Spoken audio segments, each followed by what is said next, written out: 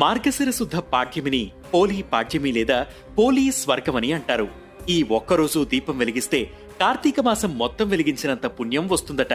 ఈ పండుగ వెనక ఓ కథ ఉంది. పూర్వం ఓ గ్రామంలో ఉమ్మడి కుటుంబంలో 5 కోడళ్లు ఉండేవారు. వారిలో చిన్న కోడలి పేరు పోలి. ఆమెకు చిన్నప్పటి నుంచి దైవభక్తి ఎక్కువ. కానీ తన అత్తకు తనకంటే భక్తురాలు మరొకరు ఉండకూడదనే అహంకారం ఉండేది. అందుకే పోలీని పూజలు చేయకుండా అడ్డుకునేది. కార్తీక మాసంలో కూడా మిగిలిన కోడళ్లతో పూజలు చేయించేది.